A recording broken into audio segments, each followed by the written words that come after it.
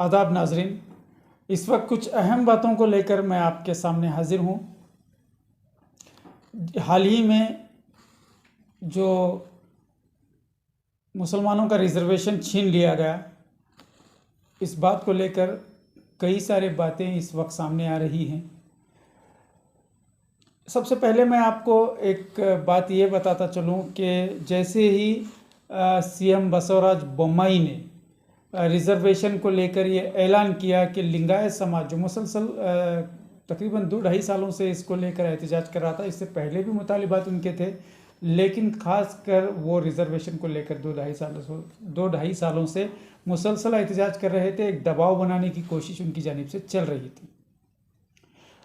तो यहाँ पर बसवराज बोम्मई ने ऐलान किया और वहाँ पर ये काम किया कि मुसलमानों का जो 4% रिजर्वेशन है उसको हटाकर लिंगायत समाज को दिया जाएगा। तो जैसे ही अनाउंस हुआ, लिंगायत समाज में अपने रिजर्वेशन को हासिल करने और अपनी जो एहतजाजात थे उसकी जीत को लेकर उनके अंदर एक खुशी की लहर देखी गई। लेकिन वहीं गौर तरफ बात यह है कि वहीं रियासती सदर लिंगायत पंचमसाली समाज के स्टेट प्रेसिडेंट रियासती सदर विजयानंद काशप्पनवर ने उसी जगह पर जैसे ही अनाउंसमेंट हुआ, वो बेंगलुरु में जहाँ जिस जगह पर एहतजाज कर रहे थे वहीं माइक के ज़रिए आवाम से ख़ताब करते उन्होंने कहा कि किसी का हक छीन कर अगर हमें हक दिया जा रहा है तो हम इसे तस्लीम हरगिज़ नहीं करेंगे और मैं अपने इस स्टेट प्रेसिडेंट वाले ओहदे से रिज़ाइन करता हूँ। समझने की बात है, जहाँ एक तरफ मुसलमान अभी तक रिजर्वेशन को खोकर भी कोई मुजाहिरा नहीं कर रहे हैं, कोई एक बेहिसी का मुजाहिरा यहाँ पर देखा जा रहा है, कोई रद्द अमल इनकी जानिब से नहीं देखने को मिल रहा है। लेकिन यहाँ पर जब उनको रिजर्वेशन अनाउंस किया गया, लेकिन उन्होंने ये सरेआम कहा, स्टेट प्रेसिडेंट विजयानंद काशप्पनवर ने कहा कि वो किसी का हक मारकर दिए गए रिजर्वेशन को तस्लीम हरगिज़ नहीं करेंगे। यानी ये काबिल सताइश है। हम विजयानंद काशप्पनवर के इस जुमले को, इस जज्बे को सलाम करते हैं कि उन्होंने एक पैगाम दिया कि वो हक तो चाहते हैं लेकिन किसी के मुंह से छीना हुआ निवाला हक के तौर पर तस्लीम नहीं करेंगे। ये एक शऊर है, एक बेदारी है और कितनी ईमानदारी और दयानतदारी इनके अंदर है, ये समझने की इस वक्त ज़रूरत है। और उन्होंने ये भी कहा कि इस वक्त इस तरह का जो फैसला लिया गया सीएम की जानिब से, बीजेपी हुकूमत की जानिब से, ये महज आने वाले इलेक्शन को सामने रखकर सियासी फैसले के तौर पर लिया गया है, सियासी फ़ायदे के लिए लिया गया है और इससे वो सियासत करना चाहते हैं। इसके अलावा भी जहाँ तक खबरें हम तक मौसूल हो रही हैं और कुछ वीडियोस और सोशल मीडिया पर चल रही हैं, लिंगायत समाज के कुछ ज़िम्मेदारान भी इस बात को लेकर नाराज़ हैं कि उन्हें रिजर्वेशन में उनकी बढ़ोतरी तो हुई है, बढ़ोतरी तो की गई है, लेकिन वो मुसलमानों का हक छीना गया है, इसलिए उनके अंदर एक नाराज़गी है। उनका कहना है कि बीजेपी हुकूमत ने मौके को देखकर चौका लगाया है।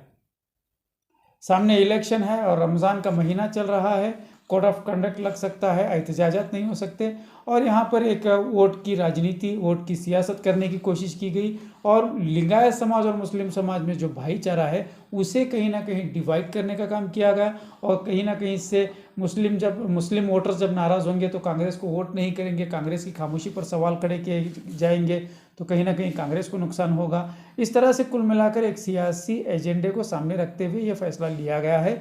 इस तरह की बातें मुसलमानों में भी देखी जा रही है और ख़ासकर लिंगायत समाज में भी इस बात को लेकर अफसोस का इजहार करते हुए देखा जा रहा है कि मुसलमानों से छीना हुआ रिजर्वेशन हमें नहीं चाहिए और ये बीजेपी हुकूमत को नहीं करना चाहिए था। तो यहाँ पर एक बात है, आप ये वीडियो क्लिप देखिए, मैं आगे बात बढ़ाता हूँ।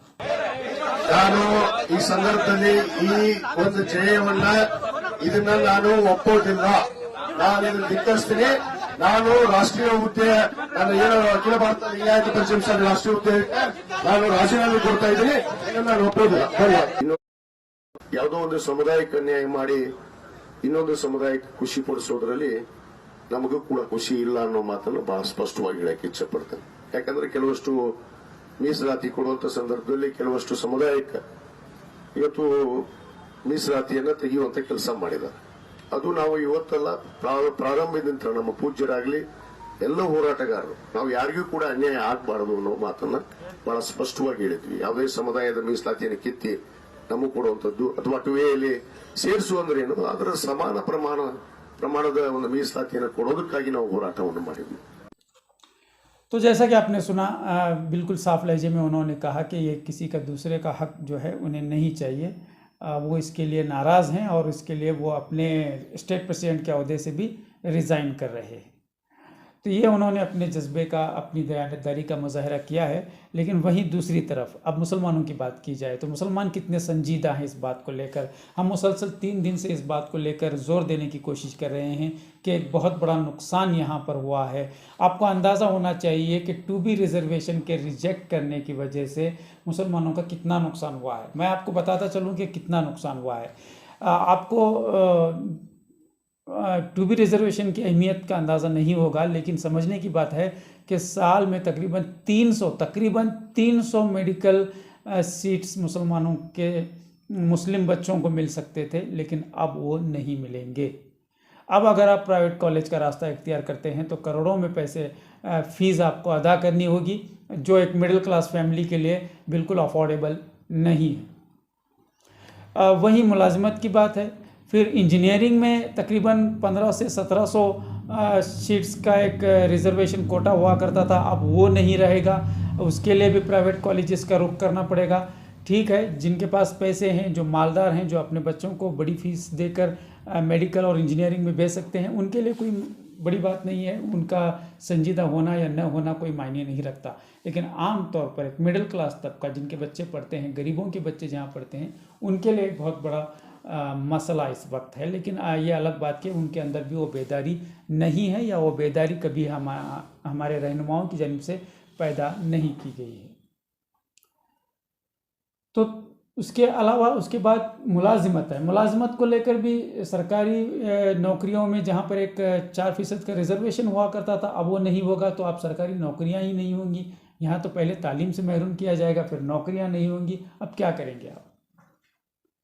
फिर वही छोटे मोटे कारोबार, जो कल तक जिसे बीजेपी के कुछ लोग ताने दिया करते थे, पंचर निकालने वाले, फलां फलां, फिर वही हमारा मुकद्दर हो जाएगा। लेकिन इस बात को समझने की कोशिश ही नहीं की जा रही है। अफसोस की बात यह है कि इस बात को समझने की बिल्कुल कोशिश नहीं की जा रही है। बिल्कुल एक सन्नाटा है, एक खामोशी है, रमज़ान का बहाना लगाया जा रहा है। अब हाल ही में कुछ कांग्रेस के मुस्लिम लीडरान ने भी ये कहा कि एहतजाज न करें, हम कानूनी लड़ाई लड़ेंगे। खैर, उनका मसला समझ में आता है, सामने इलेक्शन है और कहीं ना कहीं बीजेपी ने उन्हें एक दोराहे पर लाकर खड़ा कर दिया है, ये उनकी अपनी परेशानी है। लेकिन वहीं पर उलमा की जानिब से आज बेंगलुरु में कुछ मुफ्तियान, कुछ उलमा इकराम ने बैठकर और शायद इदारे शरिया की ज़ेर एहतमाम एक ऐलान प्रेस मीट के ज़रिए किया गया, जो वीडियो काफ़ी वायरल हो रही है, जिसमें उलमा इकराम ने ये बताया कि रमज़ान सब्र का महीना है और इस वक्त हमें एहतजाज नहीं करना है, रास्तों पे नहीं आना है, हम कानूनी लड़ाई लड़ेंगे। ठीक है, हम आपके फ़ैसले का एहतराम करते हैं, लेकिन सवाल है, इस वक्त मेरा इदारे शरिया के ज़िम्मेदारान और जो उलमा ऐलान कर रहे हैं, उनसे मेरा सवाल है कि आप हर मसले पर कानून के ज़रिए या कोर्ट के ज़रिए मसले हल करने की बातें तो करते हैं, लेकिन किस हद तक आपको कामयाबी मिली है, किस हद तक कामयाबी मिली है, ये गौरतलब है। हिजाब को लेकर भी यही फैसले दिए गए थे, दीगर मसलों पर भी यही हुआ था। आपके हक में कितने फैसले आए? कानून के दायरे में रहकर एहतजाज करना कोई गलत बात नहीं। लिंगायत समाज ने क्या किया, वो बराह रास्त कोर्ट का रुख अख्तियार नहीं किया था। उन्होंने सबसे पहले तो उनकी जानिब से एहतजाजात ही हुए थे, कानून के दायरे में रहकर उन्होंने एहतजाज किया था और कानून के दायरे में रहकर वो मुसलसल हुकूमत पर दबाव बनाने की कोशिश कर रहे थे। तब जाकर उनको कहीं ना कहीं उनकी मेहनत का सिला आज मिला है, वो किसी भी हवाले से क्यों ना हो। लेकिन यहाँ बगैर एहतजाज के, बगैर किसी दबाव के, जो आपका रिजर्वेशन था वो खो गया है, अब उसको दोबारा बहाल करने के लिए आप कानून का दायरे की, कानून के ज़रिए उसको हासिल करने की बातें कर रहे हैं। और रमज़ान सब्र का महीना है, सब्र करने की तलकीन की जा रही है। मेरा सवाल ये है आप उलमा कराम से कि आप सब्र की और रमज़ान की जो दलीलें दे रहे हैं, तो ये बताएं कि बद्र का वाक़या किस महीने में हुआ था? 17 रमज़ान को ही बद्र का वाक़या हुआ था, गज़वा बद्र का मामला सामने आया था। क्या उस वक्त सहाबा को और अल्लाह के नबी को रमज़ान नहीं था, तरावे नहीं थे, अफ्तारी नहीं थी, सहरी नहीं थी? ये सारे तकाज़े आप ही के हिस्से में आते हैं या हमारे हिस्से में आते हैं? कितनी कमज़ोर बातें करेंगे आप? हक लेने के लिए भी आप मना करते हो। पहले तो कौम में बेदारी नहीं है, पहले तो कौम में अवेयरनेस नहीं है। एक आध लोग अगर मेमोरेंडम देना चाहते हैं, एक आध लोग अगर धरना करना चाहते हैं, कानून के दायरे में रहकर किसी का नुकसान नहीं करेंगे, आप उसे भी रोकने की कोशिश कर रहे हो। रमज़ान का बहाना बताकर, सब्र का महीना बताकर। जब बद्र का मामला पेश आया था, क्या वो सब्र नहीं करने वालों में थे? क्या वो सब्र करने वालों में से नहीं थे? आप एक तरफा दिन को पेश करते रहे हो। जैसे यहां सिर्फ सब्र की बात की आपने ये नहीं कहा कि रमजान में बद्र हुई थी रोजे की हालत में। जुल्म सहा नहीं जा सकता। हम एक डेमोक्रेटिक कंट्री में रहते हैं, तो जुल्म का सामना कानून के दायरे में रहकर किस तरह करना है, यहाँ का आइन हमें इजाज़त देता है, तो उस आइन के तहत हमें आवाज़ बुलंद करनी होगी, दबाव बनाने की कोशिश करनी होगी। बराह रास्त आप जो है कानून के दायरे में रहकर कार्रवाई करने की जो बात कर रहे हैं, इस तरह से तो आपको हक नहीं मिलने वाला है। ये बहुत संजीदा मसला है, इतनी आसानी से आप बयानबाजी करके खामोश नहीं बैठ सकते। यहाँ पर आम मुसलमानों के बच्चों का नुकसान हो रहा है। जाहिर है आप लोग मालदार होंगे, आपको अल्लाह ने नवाजा होगा, उनका मसला नहीं है। और किसी भी मजहबी रहनुमा, किसी सियासी रहनुमा के लिए हम आवाज़ नहीं उठा रहे। एक दरमियानी तबका और एक गरीब तबके के लोगों के लिए हम आवाज़ उठा रहे हैं कि इनके बच्चों का मुस्तकबिल कल को ख़तरे में है। इसके लिए कौन जिम्मेदार होगा? आप कानून की बात करके कह कर खामोश हो जाएंगे। इस वक्त इलेक्शन है, किस बात की दबाव में आप बयानबाजी कर रहे हैं ये अलग बात है। आप खामोश हो जाएंगे, इलेक्शन हो जाएगा, इलेक्शन के बाद क्या होगा? आप कौन से कानून की बात करोगे? रिजर्वेशन तो हाथ से चला गया है। जब तक एहतजाज नहीं किया जाएगा, जब तक आवाज़ बुलंद नहीं की जाएगी, एक दबाव नहीं बनाएगा, कोई हक नहीं मिलने वाला है। अक्सर वक्त से पहले ये एक तरफा बातें बताई जाती हैं, मुकम्मल दीन नहीं बताया जाता, सिर्फ मदनी ज़िंदगी बताई जाती है। हुज़ूर अकरम सल्लल्लाहु अलैहि वसल्लम की मक्की ज़िंदगी कैसी थी, वहाँ पर किस तरह के हालात थे और उसको किस तरह से सामना किया गया, क्यों इसको नज़रअंदाज किया जाता है? हालात आने पर कहा जाता है कि सब्र करें और कुनूत नाज़िला का एहतमाम करें। बिल्कुल कुनूत नाज़िला का एहतमाम करें और दुआओं का एहतमाम करें, इनकार नहीं है। लेकिन खंदक का वाक़या आपके सामने है, आप हमसे बेहतर जानने वाले हैं।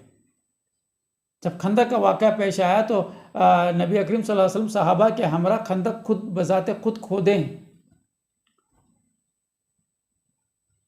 पेट पर 3 पत्थर जहाँ बंधे थे वो खंदक ही का वाक़या था। अल्लाह के नबी पेट पर पत्थर बांधकर खंदक खोद रहे हैं। उसके बाद जब अबू सुफियान का काफिला जब हमले के लिए आया तो वो खंदक देखकर हैरान हो गए। उस वक्त नबी अकरम सल्लल्लाहु अलैहि वसल्लम सहाबा के हमरा मस्जिद नबवी में दुआओं का एहतमाम कर रहे थे। यानी यहाँ से पैगाम मिलता है कि जो आप कर सकते वो करें अपनी दिफा में। खंदक खोदना है तो खंदक खोदें, उसके बाद दुआओं का एहतमाम करें, अल्लाह की मदद शामिल हाल होगी। यहाँ नहीं, कोई मैदान में नहीं आना है, कोई मेमोरेंडम नहीं देना है, कोई बयानबाजी नहीं करनी, कोई स्टेटमेंट नहीं देना है, कोई एहतजाज नहीं करना है, बराह रास्त मस्जिदों में बैठ के दुआएं करना है, यही सिखाया गया है। ये कैसी मसलियत है? आप जब तक हालात का सामना करने की सलाहियत अपने अंदर नहीं पैदा करोगे, ये मसलियत का नाम देकर आप नुकसान कर रहे हो। जो सियासी लोगों के आसपास घूमते हैं, जो उनके साथ अब तक रहे हैं, जो उनके एजेंडे में शामिल रहे, वो सामने से हो या पीछे से हो, ढके छुपे अंदाज में हो, एक बड़ा तबका आज कहीं ना कहीं बीजेपी की आइडियोलॉजी से जुड़ा हुआ है। और उसकी कई दलीलें और कई मिसालें मैं पेश कर सकता हूं और मैंने कई रिपोर्ट्स में कहे भी। इस वक्त हमें उससे कुछ लेना देना नहीं, लेकिन इसमें आपका नुकसान नहीं होगा। जो हुकूमत के चाटुकार होते हैं वक्ती तौर पर उनका फायदा तो होगा। आम आवाम का क्या मसला है? आम आवाम का, आम बच्चों का, उनके मुस्तकबिल का क्या होगा? आप हमारे सवालात के जवाब नहीं देंगे, आप यहाँ खामोशी इख्तियार करेंगे, आप यहाँ पर बहसबाजी करके अपने आप को सही साबित करने की कोशिश कर सकते हैं। अल्लाह के सामने क्या जवाब देंगे आप? पूछ नहीं होगी। जिस रमज़ान का हवाला दे रहे हो उसी रमज़ान में अगर आप कौम के दर्द को नहीं समझ रहे हैं तो कल क़यामत में आपकी पूछ नहीं होगी। एक बहुत बड़ा अलमिया है। आप बिल्कुल कौम के साथ नहीं हैं, कौम का साथ नहीं दे रहे हैं। कहीं ना कहीं कौम को नुकसान, अब तक जो नुकसान हुआ है आपके इसी तरह के फैसलों से हुआ है और आने वाले दिनों में भी यही होने वाला है। आपको मैं बताता चलूं कि जितने हालात थे, मैं तकरीबन 1.5 या 2 साल कबल एक आर्टिकल में इसका जिक्र कर चुका हूं कि 2024 में 2024 के इलेक्शन से पहले कहीं ना कहीं मुसलमानों का वोटिंग पावर छीन लिया जाएगा। कई लोग उस वक्त सवाल करते थे मुझसे, इतना आसान है क्या? ये कैसे हो सकता है? मुसलमान खामोश रहेंगे? आज हर तरफ की ये खामोशी रिजर्वेशन छीने जाने पर इस तरह का सन्नाटा साफ बता रहा है कि अनकरीब आपकी शहरियत, सिटीजनशिप छीन ली जाएगी और यही उलमा कराम, यही रहबरान मिल्लत इसी तरह की बयानबाजी से अवाम को खामोश करेंगे। ये अनकरीब होगा। इस इलेक्शन के बाद ऐसे कई हालात का सामना करना पड़ेगा हमें, लेकिन उस वक्त नुकसान आम लोगों का, गरीब लोगों का होगा। इस बात को समझने की बहुत ज़रूरत है। हालात हमारे सामने हैं, लेकिन हम उस पर संजीदगी से गौर करना नहीं चाहते। वक्ती तौर पर थोड़ा बहुत पैसा तो बहुत आ चुका है हमारे पास, अयाशी में मुब्तला हैं, अफ्तारी के नाम पर लजीज़ खानों से लुत्फ़अंदोज़ होना, तरह तरह की अयाशियाँ हमारे पास हैं, जिक्र करके कोई फ़ायदा नहीं, आप बखूबी जानते हैं। तो इसमें कहीं ना कहीं हमारा बड़ा नुकसान इस वक्त हुआ है। और जैसा कि मैंने कहा कि डायरेक्ट और इनडायरेक्ट बीजेपी से कई हजरात सेटिंग में चल रहे हैं। कौम का नुकसान हो रहा है, किसी को दर्द नहीं है। नाम निहाद दीनदार लोग, दाढ़ी, टोपी, जुब्बा सब कुछ पहनकर पाबंद नमाजी लोग बीजेपी के मेंबर रहे हैं कई सालों से। आज उनसे सवाल करें जाके, क्या फ़ायदा किया आपने वहाँ से बीजेपी में रहकर? या वो हजरात बताएं जो बीजेपी में मुसलसल एक लंबे अरसे से रहे, वो उनसे मेरा सवाल है कि आज रिजर्वेशन छीने जाने पर आप पूछें अपने बीजेपी लीडरान से क्या ऐसा क्यों किया, जबकि हम तो आपकी बरसों से चाटुकारी कर रहे हैं, हम तो आपके लिए, आपके पार्टी के लिए इतना काम कर रहे हैं, इतनी मेहनत कर रहे हैं, आपके माइनॉरिटी विंग से हम जुड़े हुए हैं, बावजूद इसके आपने हमारे कौम के साथ ऐसा क्यों किया? पूछें तो ज़रा। नहीं पूछेंगे। एक तो हिम्मत नहीं है और दूसरा इनका ज़ाती फ़ायदा जितना होना था इन्होंने कर लिया है। इसके अलावा दूसरी तरफ आज कई बीजेपी नुमाइंदों के पीछे कैंपेनिंग करते हुए भी मुसलमान नज़र आ रहे हैं। कई स्टेजेस पर मुसलमानों को टोपियां सर पे रखकर नाचते हुए देखा जा रहा है, डांस करते हुए देखा जा रहा है। इससे बड़ी शर्म की बात और अफसोस की बात क्या हो सकती है? और इसके बाद का मुस्तकबिल क्या होगा, आप बखूबी अंदाजा लगाएं।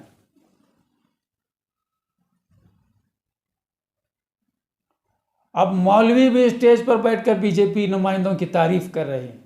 कई वीडियोस हाल ही में वायरल हुई। तो ये पार्टी और पार्टी के नुमाइंदों से इतनी मोहब्बत करते हैं कि इन्हें कौम का, उम्मत का कोई दर्द नहीं है। लेकिन वहीं दूसरी तरफ इन्हीं के बयानबाजी है, क्योंकि दीनदार बहुत लोग हैं ये, इन्हीं के बयानबाजी है कि हमें उम्मत का बड़ा दर्द है, जबकि खुश तो सियासी आकाओं को करते रहते हैं। उम्मत का कोई दर्द इनको नहीं है। आज बच्चों का रिजर्वेशन हाथ से निकल रहा है, मुसलमानों के बच्चों का मुस्तकबिल खतरे में आ चुका है, रिजर्वेशन छीना गया है। इसका दर्द हुआ आपको? नहीं। आज भी आप सियासी तकरीबात में, इलेक्शन के फंक्शंस में, माइनॉरिटी पे प्रोग्राम के नाम पर सरों पे टोपियां वगैरह सजाकर बिल्कुल पक्के मुसलमान बनकर वहाँ पर बैठे हैं, वहाँ पर नाच गाने हो रहे हैं, झूमा जा रहा है। एक तरफ तकवे वाली ज़िंदगी दिखा रहे हैं, एक तरफ इस तरह की हरकतें हो रही हैं। कोई मौलवी स्टेज पर बैठकर किसी से बीजेपी के नुमाइंदे की तारीफ ही करते रहता है। एक तरह का तमाशा है, और हमारी बातें बहुत जल्द बुरी लगने लग जाती हैं। क्या आपने ये क्यों कहा, आपने वो क्यों कहा? हम बोलेंगे, नुकसान हमारा हुआ है, हमारे बच्चों का हो रहा है। हमारे पास कोई यहाँ वहाँ से सियासतदानों से ली हुई जागीर तो हमने नहीं बनाई है। तो हम रिजर्वेशन के लिए ज़रूर मुतालबा करेंगे, और हम उस पर भरोसा करते थे। लेकिन आज वो छिन गया है, तो वो किसकी वजह से छिन गया है? आप लोगों की इस तरह की बुज़दिली की बातों की वजह से छिन गया है। हिजाब के नाम पर कॉलेजेस के सामने खड़े करके हमारे औरतों को, हमारी बच्चियों को बुरके उतारे गए, सरे बाज़ार उनके जिस्म से बुरकों को उतार दिया गया। ज़िल्लत का मकाम था। कहाँ से कोई आवाज़ उठी? किसको दर्द हुआ? ये उम्मत का दर्द है। आज नुकसान किसका हो रहा है?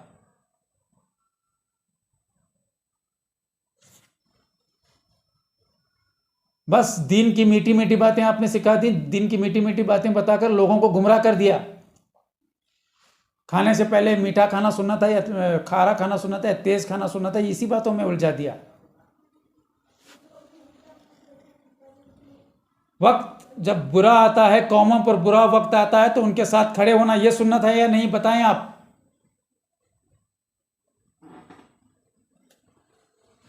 तबूक के मौके पर हज़रत काब रज़ी अल्लाह ताला अन्हु अपनी गफलत की वजह से शरीक नहीं हुए, और अल्लाह के नबी ने फरमाया कि अब मामला मेरे पास नहीं है, मामला बराह रास्त अल्लाह के पास है। कई दिनों तक उनका सोशल बाइकआउट रहा, कई पाबंदियां आयद की गई। वो सहाबी थे, रोकर दुआ किया, अल्लाह ने दुआ कबूल कर ली, फिर उन्हें अल्लाह ने माफ़ कर दिया। उन्होंने कोई नमाज नहीं छोड़ी थी, ऐसा नहीं था। उनके पास कोई अमाल अच्छे नहीं थे, ऐसा नहीं था। इबादत में कमी हो गई थी इसलिए पकड़ हो गई, यही नहीं था।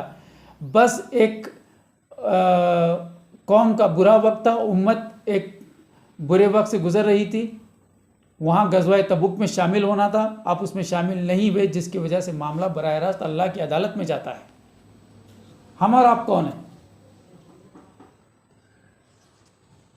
उम्रे कर लिए, इबादतें कर ली, नमाज़ों की पाबंदियां कर ली, और कौम के बुरे वक्त में हमने उफ तक नहीं किया। कौम भाड़ में जाए, हम अपने घर में आराम से बैठ के रहेंगे, पकड़ नहीं होगी हम पर। आज एहतजाज करने के लिए कुछ लोगों ने आवाज़ लगाई, कई लोगों को कॉल्स करके बुलाया, तो तकरीबन 6 से 7 लोग वहाँ पर पहुँचते हैं। कितना दर्द है उम्मत का। वहीं बिन बुलाए अफ्तार के लिए बाज़ारों में, लजीज खानों की दुकानों पे हज़ारों की भीड़ लग जाती है। रमज़ान को कारोबार बना दिया, इस पर तो बोला नहीं जाएगा आपसे, लेकिन रमज़ान की दलील देकर सब्र करने की तलकीन दी जाएगी।